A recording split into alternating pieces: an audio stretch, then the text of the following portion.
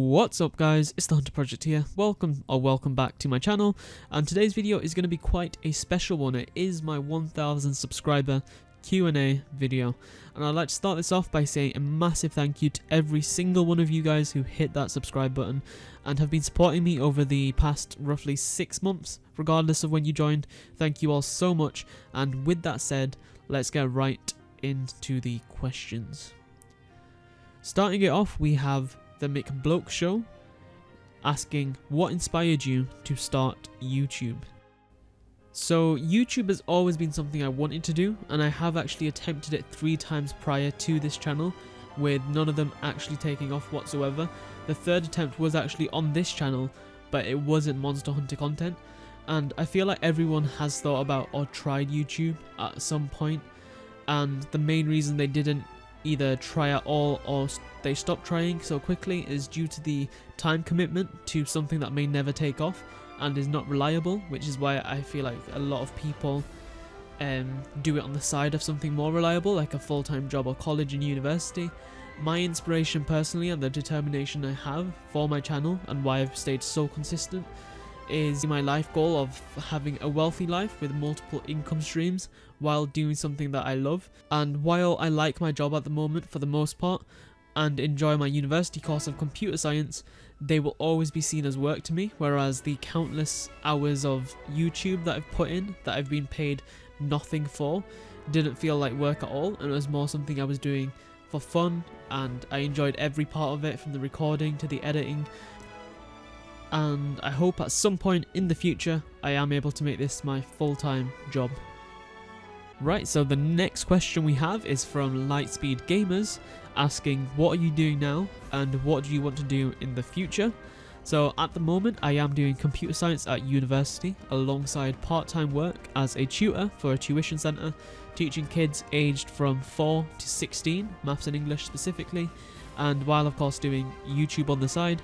And as to what I want to do in the future, assuming my YouTube doesn't progress to a full-time job, which I am extremely aiming super hard for, I'd probably be doing something in the computer science field, but I'm not entirely sure what part of the computer science field I would be working in. Next we've got Revajolt, one of the big boys, asking, how does it feel to be part of the big boys now that I've hit 1000 subscribers? So it's definitely an extremely nice feeling. It feels great, but I can't really explain it. It's quite a weird feeling at the same time, which is a given, as of course I am pretty small and I'm starting to gradually get bigger, so it's still taking a bit of time to sink in, but it is quite nice to finally hit the milestone. And although I'm not truly part of the big boys yet, at least I don't feel like I am, I definitely feel extremely proud and accomplished after these 6 months, and excited to pursue even bigger milestones with the hope to eventually make this my full-time job, as I previously mentioned. Next we've got Sunbro Soler asking, what's currently your favourite Monster Hunter game?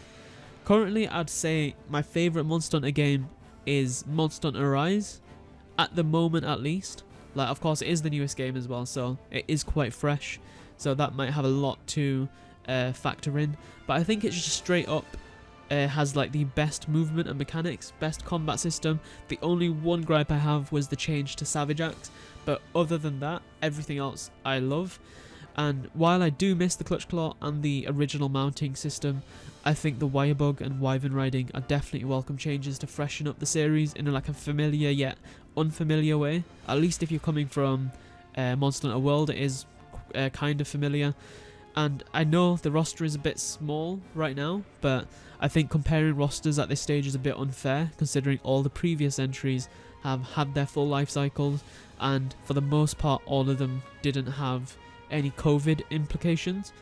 And as for my favourite full package so far, I'd say Monster Hunter World, as it has all the refined movements alongside an extremely expansive roster with loads of fleshed out environments and activities to do, and those environments for the most part are quite fun to traverse as well. Just the only gripe there being Ancient Forest, but that's a video topic for another day. Next up we have Sharkhead asking, what sound from Monster Hunter do you like and I assume that's like what's my favourite sound. And if I had to pick one, I'd say my favourite sound is probably the chest select sound, or even like the menu select from before you launch into the actual like your save file. I've always found that sound very satisfying, and I don't think it's as prevalent in the newer games. In the older games, it was a lot deeper and richer in its sound, and it's just something about it just always throws me back to the old days, and it's just extremely satisfying for me to hear. So if I had to pick one sound, it would probably be that. And I will play the sound just before I jump on to the next question. Next question we have coming in from GameX Nations. What character from SpongeBob is your favourite? So while all the characters are great in SpongeBob and they've all made me laugh here and there, I think Squidward probably would take the cake for me on this question, as he's probably made me laugh the most, and I just love his voice. I think his voice is great. Next we have Kibria asking, will you be covering other games and content?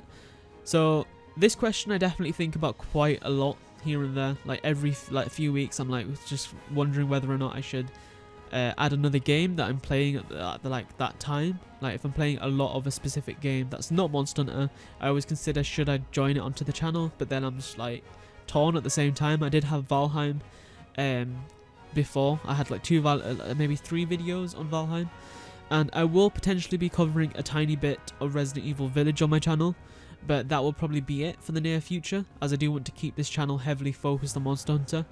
But a few other games sprinkled every so often might be the case on this channel, and I do have plans to fully add Halo Infinite into the mix when it releases later this year. And as to the reason for that, I will answer in the next question, which is asked by Mudkip, and he's asked a flurry of questions on my Discord, which is awesome, but I will pick and choose only a couple to keep this video from not getting too long, as of course attention span is quite the rarity nowadays. So Mudkip asked, what is my favourite pet? What got me into Monster Hunter? What my favourite monster is? Has Monster Hunter helped me cope with any situation in my life? And what my favourite game is after Monster Hunter. Quick firing these questions. My favourite pet is hands down a doggo. I got into Monster Hunter back in 2008, as I would always see my 2 brothers and 1 sister playing Freedom 2, and it just always intrigued me, and I would always like try watch one of their screens while they would play together. And then just when Unite released, my mum ended up buying me a PSP Slim with a copy of Unite at its launch, and then since then I've just been a Monster Hunter fan. And of course I started off back then playing with my 2 brothers and sister, and then when 3 Ultimate released, from then onwards all the way up to until World, I was pretty much just soloing through Monster Hunter, which was still fun nevertheless. I enjoyed the game with people, without people. It just instantly became one of my favourite franchises of all time. The only game I did actually miss from the series was Monster Hunter Tri, as I didn't own a Wii, but of course, like I said, fortunately we did end up getting a 3 Ultimate version on 3DS, and that's what I got on my 3DS XL, and then I ended up playing it again a few years later on the Wii U. As for my favourite monster, that is easily Crimson Fatalis. As to whether or not Monster Hunter has helped me cope with any issues in life, I'd say yes, but more video games in general have helped me, I'd say. And then finally, my favourite game after Monster Hunter is easily Halo. The Halo franchise is probably joint favourite for me, and I will most likely merge some content when Infinite releases, but we'll have to see how I feel about that when the game's closer to the date of its release. I'd say right now it's probably an 85% chance I will merge content, but once again we'll see how I feel closer to the time. Next up we have Red Flare, also from the Discord, asking if there was a Monster Hunter game that had a remake, what would it be? So this would easily be either Monster Hunter 3 Ultimate or 4 Ultimate, and while I find it extremely hard to choose one of them, I would have to say probably 3 Ultimate I would give the remake to. And the simple reason for that is I feel like 3 Ultimate would probably benefit the most from a remake, since it didn't have the revamped movement system, it didn't have the swimming mechanics fully refined, and just in general, I feel like it's a tiny bit more outdated, which is a given as it did release before 4 Ultimate.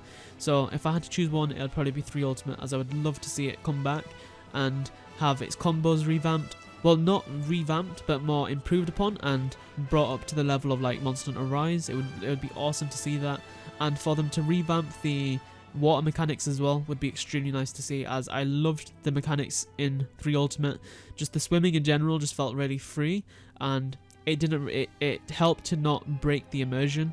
Like if you see that like patch of water and you want to dive in, you can dive in, whereas for most games in the series you see that patch of water and you're blocked off by an invisible wall. So that would be awesome to see them bring that back and fix it up. And then finally we have Alex the Valstrax bringing us our final question, and he is also from the Discord, and it is, if you were to have any Monstie in Stories 2, what would it be? And if I could pick any Monstie, it would of course be my favourite monster, Crimson Fatalis. And that does bring us to the end of this video, guys. I once again want to thank all of you for the 1,000 subscribers, just hitting that milestone. I want to thank you all so much. I want to give a massive shout out to Revajolt, who I collabed with a couple of weeks ago, who was a massive catalyst to my channel's growth recently, and I'm extremely grateful for that. And I am looking forward to just making this my full-time career at some point in the future. Be sure to hit the subscribe button if you are new here, and drop a like on this video if you did enjoy it. It's extremely appreciated, guys. Don't forget to join our Discord, link is at the top of the description. Thank you all so much for watching, and I'll see you in the next one. Bye.